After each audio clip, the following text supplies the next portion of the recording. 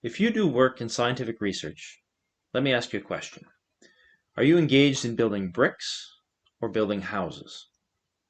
Now, this metaphor of bricks and houses and of brick makers and builders is the central metaphor in an article called Chaos in the Brickyard by Bernard K. Forscher.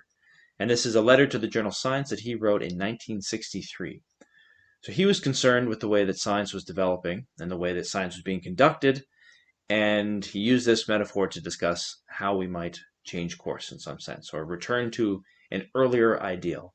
So today what I want to do is just read the article. It's really only one page, and I will include the link in the description. And I'm going to insert my comments between each paragraph. So to start, let's dive right in. Once upon a time, among the activities and occupations of man, there was an activity called scientific research, and the performers of this activity were called scientists. In reality, however, these men were builders who constructed edifices, called explanations or laws, by assembling bricks called facts. When the bricks were sound and were assembled properly, the edifice was useful and durable and brought pleasure, and sometimes reward, to the builder. If the bricks were faulty, or if they were assembled badly, the edifice would crumble, and this kind of disaster could be very dangerous to innocent users of the edifice, as well as to the builder, who sometimes was destroyed by the collapse. Because the quality of the bricks was so important to the success of the edifice, and because bricks were so scarce, in those days the builders made their own bricks. The making of bricks was a difficult and expensive undertaking, and the wise builder avoided waste by making only bricks of the shape and size necessary for the enterprise at hand. The builder was guided in this manufacture by a blueprint called a theory or hypothesis. Okay, so this might be a sort of nostalgic view. He's imagining that science was done much differently before his era, and perhaps that's true, but it doesn't really matter because what he's expressing is an ideal that he holds. So in his mind, science is primarily about generating theories. And I think most people would agree with this, that ultimately we're interested in theories that explain facts, not just in assembling a large amount of facts. Because there are always new facts that we don't know. And what a theory allows is predictive power. It allows us, based on the theory, to make a prediction about something we haven't yet tested. But simply doing a whole bunch of observations doesn't give you that same ability. So that's his main point here. And if you're familiar with Karl Popper's work, and I did a video on his work as well, and I'll include a link, he talks about this directly, that science is not purely an inductive process. It has to be deductive. And for it to be deductive, using deductive logic, you have to have some previous assumptions, which are encapsulated in these grand theories of science. So let me continue. The second paragraph. It came to pass that builders realized that they were sorely hampered in their efforts by delays in obtaining bricks. Thus there arose a new skilled trade known as brickmaking, called junior scientists, to give the artisan proper pride in his work.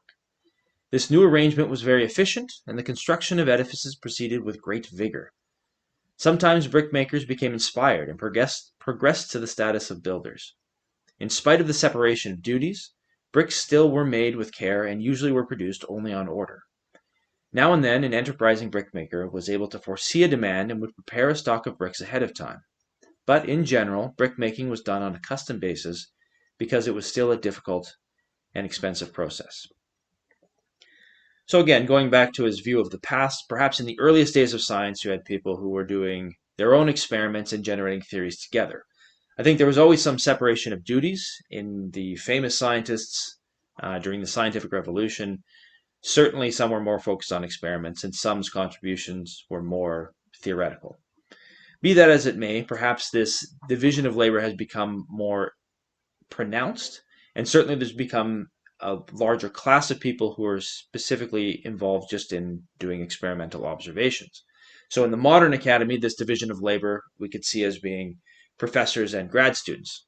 You might joke, and people do, that grad students end up doing all the actual work, and that is that they're actually doing the simulations nowadays with computers, or they're doing the experiments to come up with the facts, the bricks that are required to build theories that have their predictive power in their use.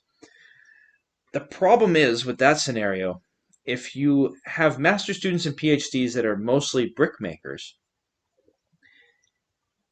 when those PhDs graduate and become professors of their own, will they be builders? Probably not. They're going to continue to be brickmakers, and they're going to train others to continue to be brickmakers.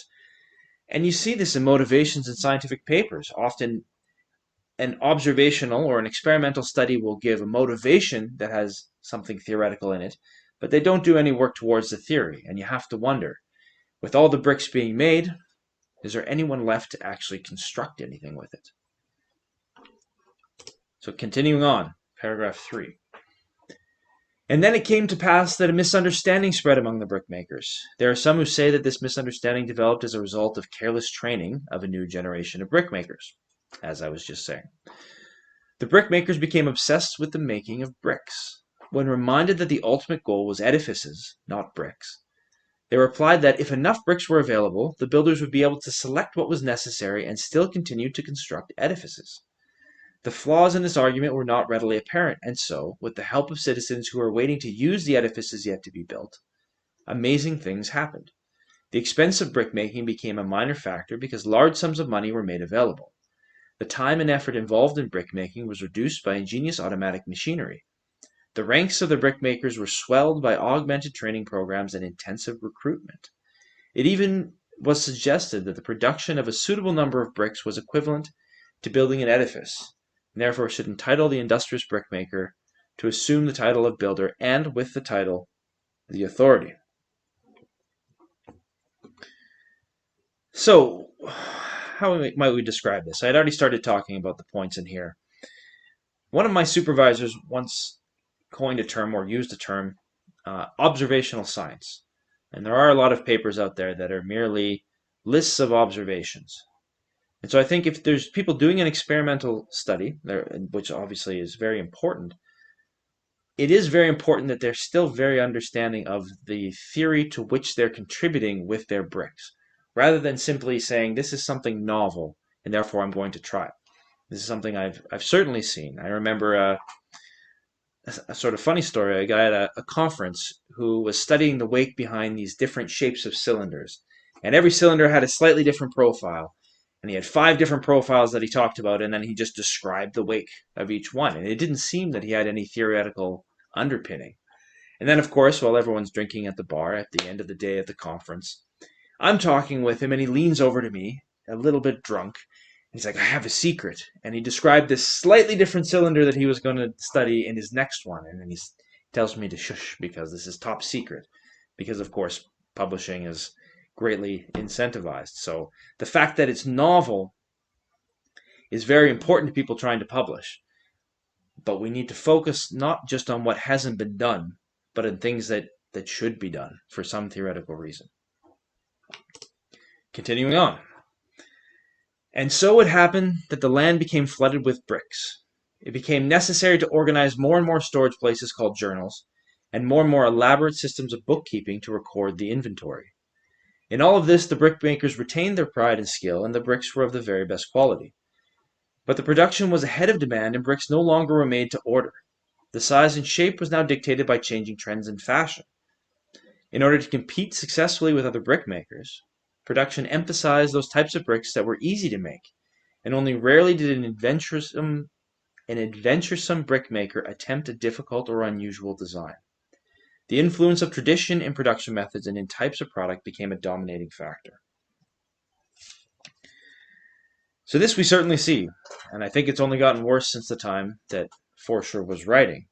And we have an increasing number of journals, just an absolute proliferation of papers, so that if you work in scientific research, you know that it's difficult to keep up with your field because there are so many papers being published, and it becomes difficult to distinguish papers that have new insights that are actually going to help you in the long run versus simple catalogs of observations that have been made. And so I'll say to you, if you're a grad student especially, working on one of your first papers, if you look at your conclusion section and it just is a list of what you saw, consider that your work might not be done, and there's more to do.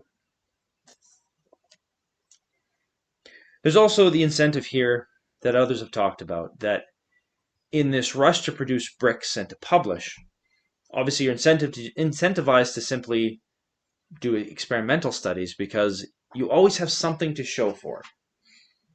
When you're doing an experiment, even if the experiment didn't turn out to be terribly influential, you can point to something that you did. And so those who are wondering how you justify your job, you can point them at this progress. But if you're working on theory, you may think about a problem for months on end and have nothing to actually show for it, but progress is being made as you slowly put together new insights. So that's one issue. Another issue then is because we're so focused on publishing, there's no consequence when something is wrong in terms of an observation or a theory. So an engineer colleague of mine has complained about this, that twice in his career, he found studies that he thought were going to be useful to him. He was always working in research roles in private industry. And they spent many resources trying to replicate these studies. And in both cases, he eventually reached out to the study's original authors. And they said, oh, yeah, we did that. It looked very promising. We published. And then we followed up and we couldn't replicate it, or we couldn't get any further with it, and therefore we dropped it. Of course, no one publishes that subsequent failure. So this emphasis on just pumping out bricks has real world consequences, and we can't be blind to that. Now the last paragraph, Forscher concludes with this. Unfortunately, the builders were almost destroyed. It became difficult to find the proper bricks for a task because one had to hunt among so many. It became difficult to find a suitable plot for construction of an edifice because the ground was covered with loose bricks. It became difficult to complete a useful edifice because, as soon as the foundations were discernible, they were buried under an avalanche of random bricks. And, saddest of all, sometimes no effort was made even to maintain the distinction between a pile of bricks and a true edifice. Okay, so this sounds like a rather bleak scenario, and again, maybe you can say it's just someone being a little bit nostalgic about a past that didn't exist and complaining. Obviously, science has done a lot of good for society, and we can't be blind to that. But I think the trends he's pointing out are real. And to give one other way in which this has real world consequences, I think an overemphasis on bricks and not houses, to use the metaphor, is also undermining trust in science.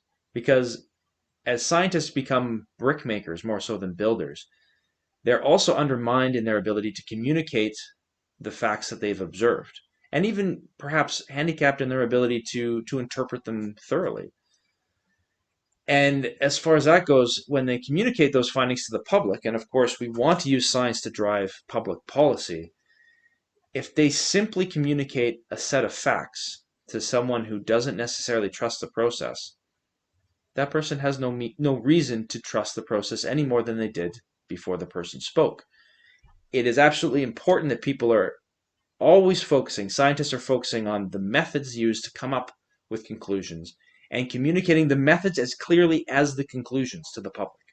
And when I say methods, I don't just mean how you did the given experiment or simulation that you're talking about, but rather what are the inherent assumptions that go into that experiment or simulation, because those assumptions are theoretically informed. A theory includes some basic axiomatic assumptions, and then there are other assumptions that are really earlier corroborated facts. And you trust that theory, and therefore you trust the assumptions going into it, because that coherent theory has been tested many times before. And so we at least provisionally trust that theory. And I think if that process were more well communicated, there would be an increased trust in the scientific process. And so I think I'll wrap it up here, just emphasizing once again that in the scientific process, in the endeavor, we need builders and we need brick makers. We need both.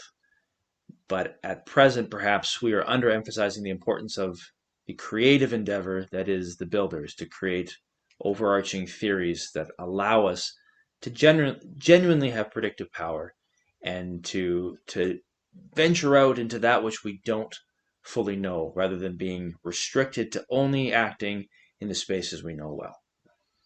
I'll leave it there. Thank you for watching.